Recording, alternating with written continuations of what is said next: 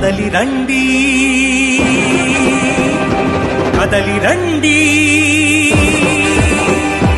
కదలి రండి కదలి రండి హిందువులారా ధర్మదీప్తి వెలిగిద్దాం బంధువులారా కదలి రండి హిందువులారా ధర్మదీప్తి వెలిగిద్దాం బంధువులారా 10 లక్షల మంది హిందువులు ఒక చోటుకొచ్చి గర్జిస్తే ఎలా ఉంటుందో తెలుసా?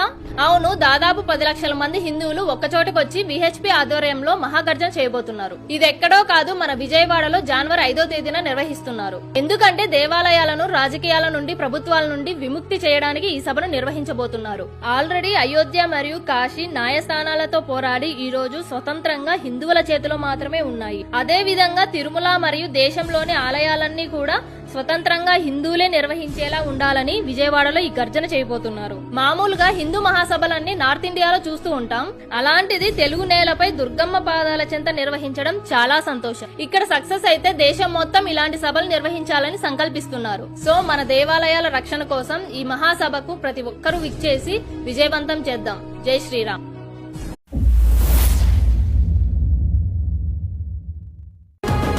తిరుమల లడ్డు పవిత్రతే ప్రశ్నార్థకమైనది చూడండి.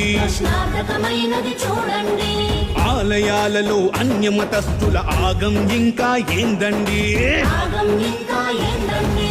ఆలయాలపై ప్రభుత్వ పెత్తనం ఇంకా ఎన్నాళ్ళెన్నేళ్ళు. విముక్తి కొరకై శంఖారావం వినిపిద్దామిక నారండో.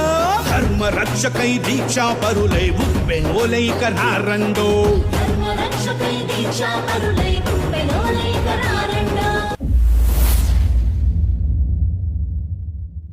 కదలి రండి కదలి రండి కదలి రండి కదలి రండి హిందువులారా ధర్మదీప్తి వెలిగిద్దాం బంధువులారా కదలి రండి హిందువులారా ధర్మదీప్తి వెలిగిద్దాం బంధువులారా.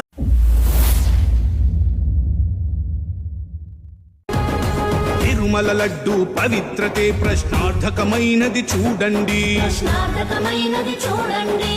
ఆలయాలలో అన్యమతస్థుల ఆగం ఇంకా ఏందండి. ఆలయాలపై ప్రభుత్వ పెత్తనం ఇంకా ఎన్నాళ్ళెన్నేళ్ళు.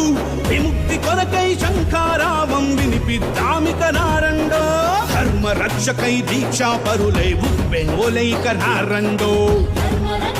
దీక్షా పరులై ఉప్పెనోలైక నారండో.